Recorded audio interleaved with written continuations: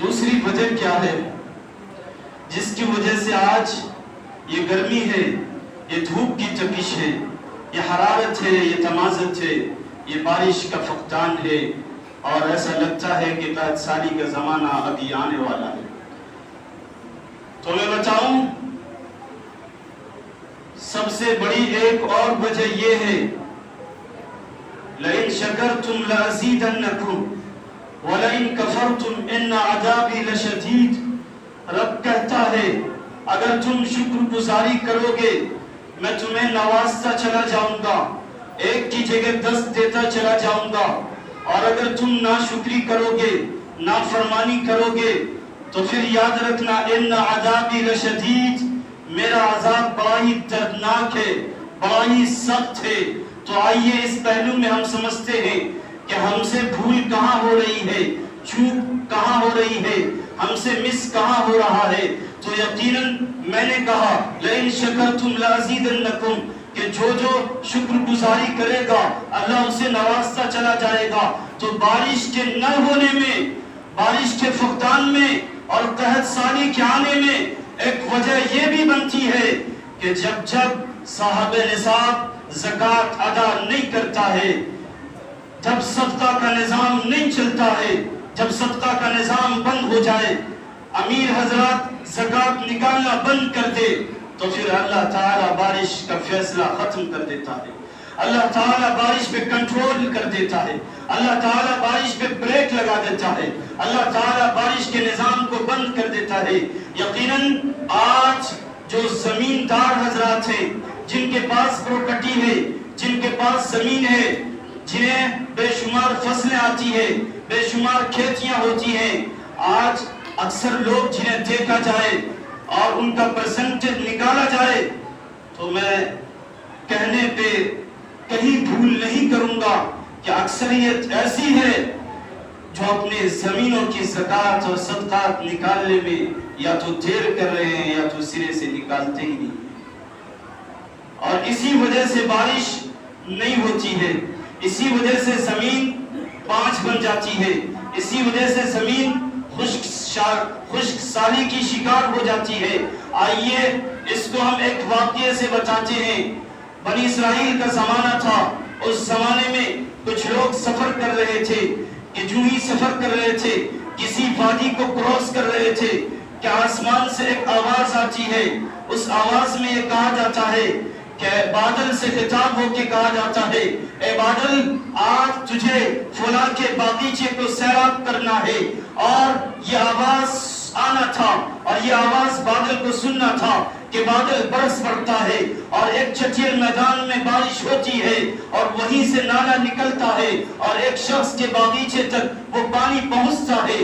وہ جو مسافر تھے، وہ جو راہ گزر تھے، وہ دیکھتے ہیں کہ آخر یہ کون سا شخص ہے جس کے لیے دعا ہوتی ہے، جس کے لیے آسمان سے آرڈر آتا ہے اور بارش کا فیصلہ ہوتا ہے، پانی برستا ہے، اور اسی کا باغ صرف سینچائی کے لائق ہوتا ہے، اسی کا باغ صرف سیراب ہوتا ہے۔ یقیناً جب وہ لوگ اس پانی کے ساتھ ساتھ جاتے ہیں تو پانی ایک باغ میں جا کے گرتا ہے، وہاں ایک شخص اپنے باغیچے میں ٹہل رہا ہوتا ہے، اس شخص سے پوچھتے اے اللہ کے بندے نام تو بتاؤ، تمہارا نام کیا ہے؟ وہ کہتے ہیں نام سے کیا مطلب؟ انہوں نے کہا نام تو بتاؤ، انہوں نے نام بتایا، کہا ہاں ابھی ایک آواز آسمان سے آئی تھی، اس میں یہی نام لیا گیا تھا اور کہا گیا تھا فلاں شخص کے باغیچہ کو سیراب کر دیا جائے، اور یقیناً میں دیکھ رہا ہوں اپنے سر کی آنکھوں سے کہ پانی تمہارے باغ تک پہنچا ہے، جبکہ اور بھی باغ ہے، اور بھی کھیتیں ہیں جو بالکل خشک ہے،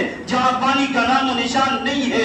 آخر تمہارے باغ میں صرف پانی کیوں آیا ہے؟ اس کا راز تو بتاؤ، اس کے اسباب تو بتاؤ، کیا ماجرا اس کے پیچھے ہے، اس کے بیک گراؤنڈ میں کیا پیغام ہے؟ تو انہوں نے بتایا اللہ کے بندے ہر سال میرے ساتھ یہی ہوتا ہے کہ میری فصل تیار ہوتی ہے، میری کھیتی اچھی خاصی ہوتی ہے، اس کی وجہ یہ ہے کہ جب میری کھیتی میری فصل تیار ہوتی ہے تو میں اپنی کھیتی کے 3 حصے لگاتا ہوں. ایک حصہ اپنی ذات پہ خرچ کرتا ہوں, دوسرا حصہ اگلے سال کے لیے اپنی کھیتی کے لیے رکھ دیتا ہوں, تیسرے حصے سے زکوٰۃ ادا کرتا ہوں, تیسرے حصے سے صدقہ ادا کرتا ہوں, تیسرے حصے کو اللہ کے راستے میں خرچ کرتا ہوں. اس لیے ہر سال میرے ساتھ یہ اللہ کی کرم فرمائی ہوتی ہے, اللہ کی نظر کرم ہوتی ہے. تو یقیناً اس واقعے نے بھی یہ میسج دیا ہے, یہ پیغام دیا ہے, لئن شکرتم لازیدنکم, اگر تم شکر گزاری کرو گے.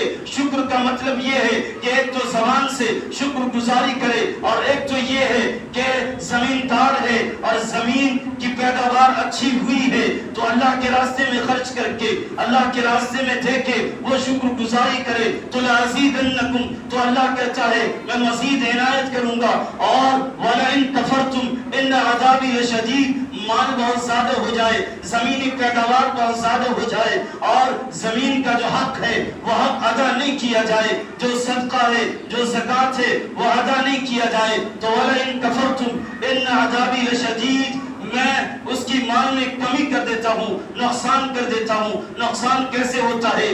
بارش نہیں ہوتی اور زمین کوئی غلہ نہیں اگاتی ہے, اس طریقے سے نقصان ہوتا ہے. تو سب سے بڑی وجہ یہ بھی ہے زکوٰۃ ادا نہیں کرنا, کھیتیوں کی زکوٰۃ, اور اسی طریقے سے پیداوار کی زکوٰۃ ادا نہ کرنے سے رب روٹھ جاتا ہے, رب ناراض ہو جاتا ہے اور بارش کے فیصلے ختم کر دیتا ہے. آج دھوپ کی تمازت ہے, دھوپ کی حرارت ہے, دھوپ کی تپش ہے, ہر کسی کو پتا ہے کہاں دھوپ جلائے جا رہی ہے.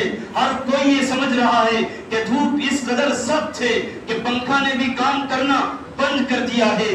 دھوپ اس قدر تپش میں ہے کہ اب تمام الیکٹرانک مشین نے اپنی ذمہ داری سے پہلو تہی اختیار کر لی ہے. یہ تو نظر آتا ہے لیکن افسوس یہ نظر نہیں آتا کہ یہ دھوپ کی تمازت رب کی ناراضگی بتاتی ہے, یہ دھوپ کی گرمی رب کی سختی بتاتی ہے, یہ دھوپ کی شدت رب کی ناراضگی بتاتی ہے, یہ بارش کا نہ ہونا یہ بتاتا ہے رب ناراض ہے, یہ بارش کی کمی کا ہونا یہ ماحول بتاتا ہے رب ناراض ہے. آخر اس کی طرف ہمارا دھیان کیوں نہیں جاتا, توجہ کیوں نہیں جاتی؟ اس لیے ضرورت اس بات کی ہے, ہاں یہ دھوپ کی تپش ہے, یہ دھوپ کی شدت ہے, دھوپ کی حرارت ہے, لیکن اس کے پیچھے سب سے بڑا پیغام یہ ہے کہ رب ناراض ہو چکا ہے. سب سے بڑا پیغام یہ ہے کہ رب روٹھا نظر آ رہا ہے. اس لیے ضرورت اس بات کی ہے رب کو منایا جائے, رب کو راضی کیا جائے. جب رب راضی ہو جائے گا تو رب کے قبضے قدرت میں بارش کا نظام ہے, زمین کا نظام ہے. رب بارش کو آسمان کو حکم دے گا, بادل کو حکم دے گا, پانی برسنا شروع ہو جائے گا اور زمین میں نمی آئے گی اور فصلیں تیار ہونے لگے گی. اس لیے ضرورت اس بات کی ہے, تمام شدتوں کے پیچھے رب کی ناراضگی چھپی ہوئی ہے, اسے محسوس کرنے کی ضرورت ہے اور رب کو راضی کرنے کی ضرورت ہے. اب راضی کیسے کریں گے؟ تو آئیے ہم بتاتے ہیں. قرآن مجید کی سورہ نوح کی ایک آیت کریمہ ہے, استغفروا ربکم انہ کان غفارا, کہ اپنے رب سے استغفار کرو, اپنے رب سے توبہ کرو. انہ کان غفارا, وہ بہت ہی زیادہ توبہ قبول کرنے والا ہے. اور جب توبہ کریں گے, استغفار کریں گے, رب راضی ہو جائے گا. تو رب کیا کیا دے گا؟ رب وہ بھی کہتا ہے یرسل السماء علیکم مدرارا, آسمان سے اللہ تعالیٰ تم پہ موسلا دھار بارش برسائے گا. وَيُمْدِدْكُمْ بِأَمْوَالٍ وَبَنِينَ, اور تمہارے مال میں اور تمہاری اولاد میں بے شمار اضافہ فرمائے گا. یہ استغفار کی برکت ہے, یہ توبہ کی برکت ہے. اس لیے ہر کوئی اپنے گناہ سے توبہ کرے, اپنے معاصی سے توبہ کرے. توبہ کی تلقین گھروں میں کرے, عورتوں میں کرے, بیٹیوں میں کرے, بہنوں میں کرے, بچوں میں کرے. ہر جگہ توبہ کی آگ لگا دیجئے, توبہ کی لہریں اٹھا دیجئے, توبہ کی موجیں اٹھا دیجئے, کہ ہر کوئی توبہ کرے جس کے صدقے طفیل توبہ قبول ہوگی اور اللہ بارش کے فیصلے فرمائے گا اور بارش ہوگی. اللہ اموال میں, اولاد میں, تمام چیزوں میں برکت عنایت فرمائے گا. اور آخری وجہ میں یہ بتاتا ہوں کہ وَلَوْ أَنَّ أَهْلَ الْقُرَىٰ آمَنُوا وَاتَّقَوْا لَفَتَحْنَا عَلَيْهِمْ بَرَكَاتٍ مِّنَ السَّمَاءِ وَالْأَرْضِ. اللہ تعالیٰ گاؤں والوں سے مخاطب ہے اس آیت کریمہ میں. اللہ تعالیٰ گاؤں والے کو کہتا ہے اگر یہ گاؤں والے ایمان لے آئے اور تقوی اختیار کرے لفتحنا علیہم برکات من السماء والارض، تو ہم ان پر آسمان و زمین کی برکت کے دروازے کھول دیں گے. وہ آسمان، وہ گاؤں والے ایسے تھے جو ابھی مومن نہیں ہوئے تھے اور رب نے کہا تھا وہ ایمان لے آئے، لیکن ہم ایسے ہیں کہ ہم مومن ہیں، ہم ایسے ہیں کہ ہمارے پاس ایمان کی دولت ہے، ہم ایسے ہیں کہ ہمارے پاس ایمان کی طاقت و قوت ہے، ہم ایسے ہیں کہ ہمارے پاس ایمان ہے، لیکن ضرورت اس بات کی ہے کہ جس طرح اللہ ان سے کہہ رہا ہے ایمان لے آئے، اسی طریقے سے ہم بھی اس آیت کے مصداق و مخاطب ہیں کہ ہم سے بھی کہا جا رہا ہے کہ اے مومنو تم مومن ضرور ہو، لیکن یا ایھا الذین آمنوا آمنو، اے ایمان والو اب ایمان لے آؤ. اس کا کیا مطلب ہے؟ ہم تو ایمان لا چکے ہیں، پہلے سے مومن و مسلم ہیں، اب کیوں رب کا یہ خطاب ایسا ہے؟ اب کیوں یہ تضاد نظر آتا ہے؟ اب کیوں یہ اپوزٹ ورڈ نظر آتا ہے؟ تو میں کہتا ہوں یہاں تجدید ایمان کو کہا جا رہا ہے، یہاں ایمان کو مضبوط کرنے کو کہا جا رہا ہے، یہاں ایمان کو اسٹرانگ اور پاورفل بنانے کو کہا جا رہا ہے. رب کہتا ہے جب ایمان کو مضبوط کر لو گے، ایمان کو پاورفل بنا لو گے اور پھر واتقوا، تقوی اختیار کرو گے، خوف خدا اختیار کرو گے، خشیت الہی اختیار کرو گے، مطلب یہ کہ رب کا خوف ہوگا، رب کا ڈر ہوگا، خشیت الہی ہوگی جس سے کوئی بھی گناہ نہیں کرے گا، نہ زناکاری ہوگی، نہ بدکاری ہوگی، نہ بے حیائی ہوگی، نہ بے غیرتی ہوگی، نہ نماز چھوڑی جائے گی، نہ اللہ کے حکم سے روگردانی کی جائے گی.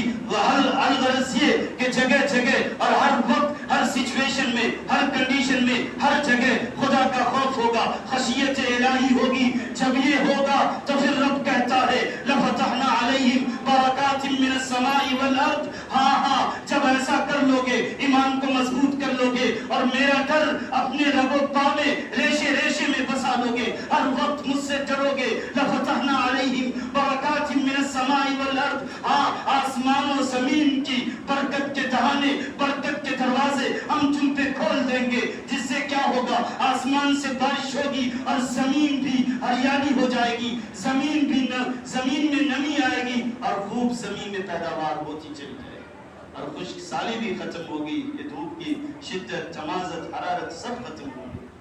اس لیے ضرورت اس بات کی ہے کہ ہم توبہ کریں اور توبہ کرنے کے بعد اپنے ایمان کو مضبوط کریں. ایمان جب مضبوط ہو جائے تو خدا کا خوف پیدا کریں، خدا کا تقوی پیدا کریں. یقیناً یہ تمام چیزیں ہوں گی تو ایسا موسم بالکل ختم ہو جائے گا. اللہ بارش کے فیصلے فرمائے گا اور زمین کو پانچ ہونے سے بتا دے گا. اللہ پاک سے دعا فرمائیں کہ اللہ پاک ہم سب کو توبہ کی توفیق عنایت فرمائے اور ایمان کو مضبوط کرنے والا بنائے اور خوف خدا پیدا فرمائے. آمین. وآخر دعوانا